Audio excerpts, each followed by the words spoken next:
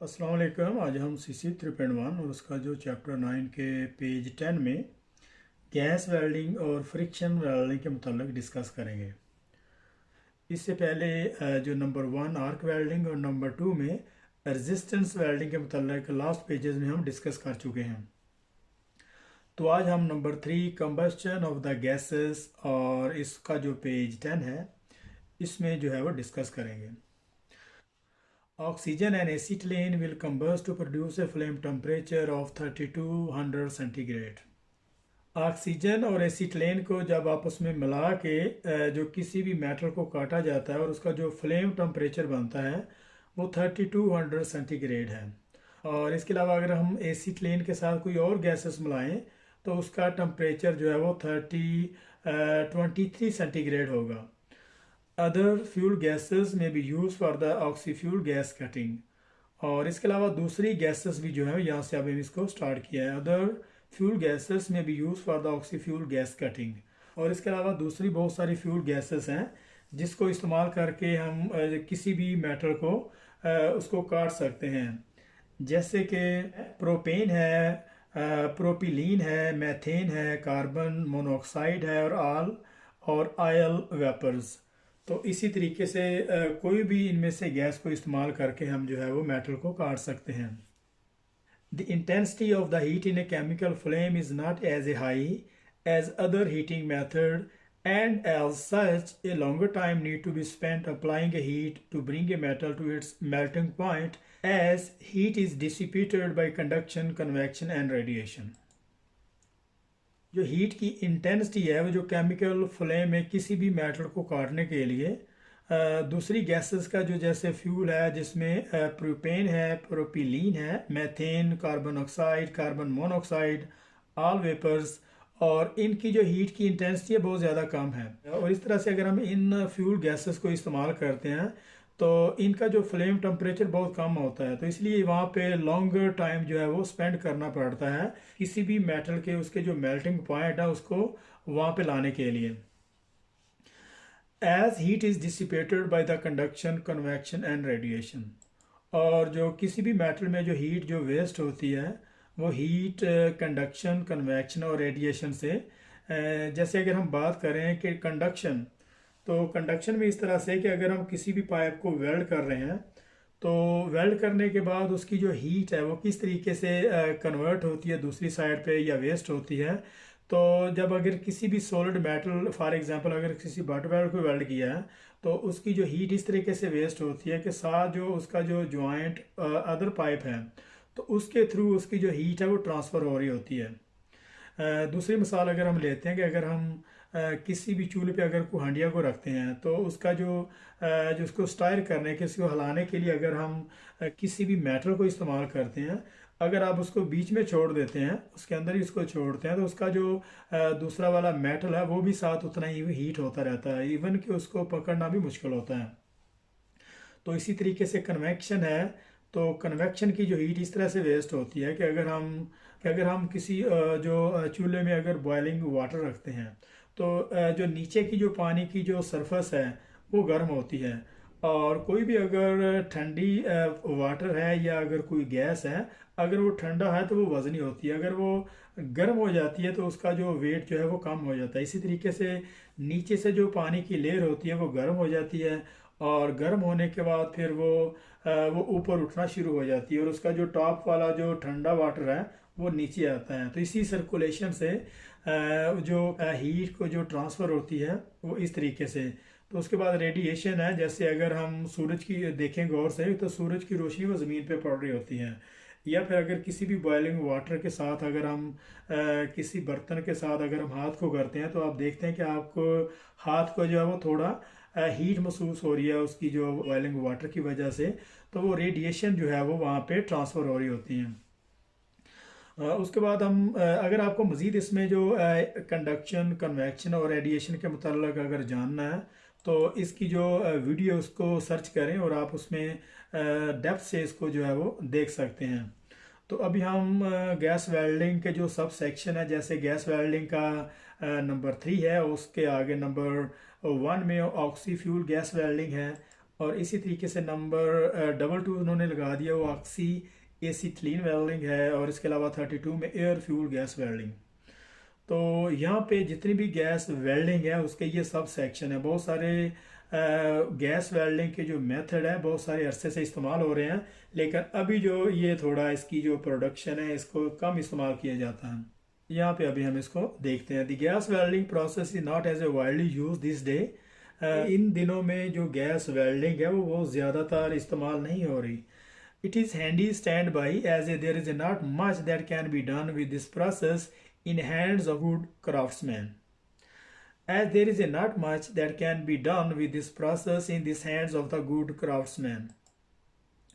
तो इन दिनों में जो गैस वेल्डिंग बहुत ज़्यादा इस्तेमाल नहीं हो रही, लेकिन इसके लिए बहुत ज़्यादा हैंड डेक्सटेरिटी की ज़रूरत होती है। और चूँकि यहाँ पे इन दिनों में ये वेल्डिंग प्रोसेस बहुत कम होते हैं, तो जो वेल्डर भी इस कैटेगरी के बहुत कम जो है वो मिलते हैं। तो इसके लिए इसमें अगर फ्यूजन वेल्डिंग का प्रोसेस आता है तो गैस वेल्डिंग से जो बट वेल्डिंग है, फ्यूजन वेल्डिंग में जो बट वेल्ड है वो उसको वेल्ड करना डिफ़िकल्ट है। तो नंबर 4 में वेल्डिंग विद प्रेशर। तो उसका जो नंबर 1 था वो आर्क वेल्डिंग, नंबर 2 में रेजिस्टेंस वेल्डिंग, और नंबर 3 में जो कंबस्शन ऑफ द गैसेस मतलब गैस वेल्डिंग। और इसका जो नंबर 4 है उसमें वेल्डिंग विद प्रेशर। जितनी भी वेल्डिंग प्रेशर से की जाती है उसमें नंबर 4 है वेल्डिंग विद प्रेशर। और उसके आगे सब सेक्शन है उसके, जिसमें नंबर 1 में है अल्ट्रासाउंड वेल्डिंग, और 42 में फ्रिक्शन वेल्डिंग, 44 में welding by hand mechanical energy, और 45 में डिफ्यूजन वेल्डिंग। और इसी तरीके से 47 में गैस प्रेशर वेल्डिंग है, और 48 में कोल्ड प्रेशर वेल्डिंग। तो इन सारे वेल्डिंग प्रोसेस है जो ज़्यादातर कॉमनली जो मोस्ट ज़्यादा पॉपुलर वेल्डिंग प्रोसेस है वो फ्रिक्शन वेल्डिंग है, उसका नंबर है 42। तो यहाँ पे हम 42 जो फ्रिक्शन वेल्डिंग है इस पर डिस्कस करते हैं। A most useful welding process in this group is friction welding, where heat is generated by the moving the two parts to be welded together to generate heat. तो जो most popular welding process है इस group में वो friction welding process है। और इसकी जो हीट बनती है दो पार्ट्स को जब आप फ्रिक्शन के थ्रू उसको जो उसको मूव करते हैं उसकी वजह से इसकी जो है वो हीट पैदा होती है। Then applying pressure to weld component together. और इसके बाद जब फ्रिक्शन के बाद जो हीट पैदा होती है तो फिर उसके बाद एक्सियल लोड जिसको अप्लाइंग प्रेशर वो कह रहा है, तो उसको प्रेशर देते हैं तो कंपोनेंट दोनों पार्ट्स की जो कंपोनेंट है वो आपस में वेल्ड हो जाती हैं। The joint is made while the material faces remain in the plastic condition and is thus a solid phase welding process. यहाँ से अभी हमने इसको स्टार्ट किया था। The joint is made while the material faces remain in the plastic condition and is thus a solid phase welding process. और ये जो ज्वाइंट बनता है ये प्लास्टिक कंडीशन भी बनता है। दो फेसेस मटेरियल के दो फेसेस को आपस में जोड़ने के लिए ये जो ज्वाइंट बनता है वो प्लास्टिक कंडीशन में होता है और इसको हम solid phase solid state welding process कहते हैं। Generally one of the two component to be welded is rotated is a chuck and is other is held in the same axis in the stock. तो यहाँ पे उन्होंने थोड़ा तफसील से friction welding process के मतलब जो है वो डिस्क्राइब किया हुआ है। और वो कह रहा है कि दो कंपोनेंट को आपस में जिन कंपोनेंट को वेल्ड करना है, जिन पार्ट्स को वेल्ड करना होता है, उन दोनों पार्ट्स को जो है वो एक मशीन में एक स्टॉक में उसको जो है वो सेम एक्सेस पे सेम लेवल पे उसको जो है वो बांध दिया जाता है। The two surface are brought into contact with the friction is generate between two the faces. और ये जो दोनों फेसेस होते हैं उनको एक दूसरे के करीब लाते हैं और दोनों फेसेस जो है वो एक दूसरे के करीब आने की वजह से जब फ्रिक्शन के थ्रू जब उसको हाई आरपीएम पे रोटेट किया जाता है तो उसमें फ्रिक्शन पैदा होती है। उसी फ्रिक्शन की वजह से उसमें जो है वो हीट बनती है और वो हीट इतनी ज़्यादा हो जाती है कि वो जो मोल्टन लीडिंग एज होते हैं वो बिल्कुल एक मोल्टन स्टेट फॉर्म में आ जाते हैं। This cause heat is to be produced which eventually brings the faces into their plastic condition। और फिर उसके बाद जो हीट की वजह से दोनों फेस जो है वो प्लास्टिक कंडीशन में बने हुए होते हैं तो उनको फिर दोनों को प्रेस करके एक जॉइंट की शक्ल में दी जाती है। The rotation is arrested and an axial load is applied to the component facing any liquid out of the joint to form a flash. यहाँ तक इसको देखते हैं। तो सबसे पहले के दोनों पार्ट्स जिनको हमने वेल्डिंग करना होता है उनको एक चक में, एक स्टॉक में उसको जो है वो सेम एक्सेस सेम लेवल पे उनको जो है वो बांध दिया जाता है। और उसके आगे फिर वो कह रहा है कि उनको दोनों को आपस दोनों के जो फेसेस हैं उनके करीब ले आके आते हैं, और करीब लाने के बाद जो उनमें से एक पार्ट्स को वो हाई आरपीएम पे घुमाया दिया जाता है। और घुमाने की वजह से जो फ्रिक्शन पैदा होती है, जो रगड़ाई की वजह से जो फ्रिक्शन पैदा होती है वो बहुत ज़्यादा मेटल को फ्रंट साइड से हीट कर देती है, और जो लीडिंग एज जो है वो पूरे तरीके से पिघल जाते हैं। और उसके बाद उसकी जो पावर है, उसकी जो इलेक्ट्रिसिटी है उसको ऑफ कर देते हैं, और ऑफ करने के बाद जो उस पर एक्सियल लोड जो है अप्लाई किया जाता है। और जब एक्सियल लोड उस पर अप्लाई किया जाता है, जो प्रेशर से उसको दोनों पाइप को एक दूसरे के करीब लाया जाता है, उनको आपस में प्रेस किया जाता है, तो उसके जो लीडिंग एज है, पिघला हुआ उसका मादा होता है, जो उसके जो लिक्विड फॉर्म में उसकी जो स्टील होती है वो आपस में एक फार्मा फ्लैश की शक्ल में उसका जो ज्वाइंट है वो प्लास्टिक कंडीशन में हो जाता है, और वो फार्मा फ्लैश में इसकी जो है वो शक्ल बन जाती है। The faces are no joint in the plastic condition, और उसके जो दोनों फेसेस हैं वो प्लास्टिक कंडीशन में ज्वाइंट हो जाते हैं। A variation of this process is inertia welding, और इसमें थोड़ी सी मॉडिफिकेशन करके एक इनर्शिया वेल्डिंग प्रोसेस जो है वो उन्होंने डिस्कवर किया है, जिसका कोड है 44 है। Where a flywheel is left in a motion, और उसके जो फ्लाई व्हील है वो एक मोशन में रहते हैं, और उस मोशन के दौरान ही उस पर जो है एक एक्सियल लोड जो है अप्लाई किया जाता है।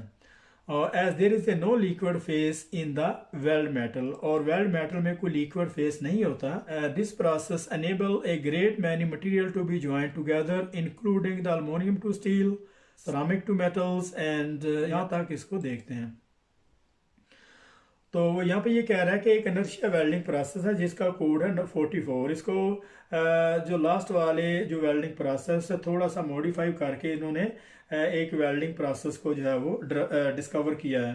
तो ये बहुत सारे जो है वो मटेरियल को ज्वाइन करने के लिए इस्तेमाल इसे करते हैं। इसमें अल्मोनियम टू स्टील, अल्मोनियम से जो स्टील है उसको भी वेल्ड किया जाता है, और जो सिरामिक है उसको भी मेटल्स के साथ जोड़ा जाता है।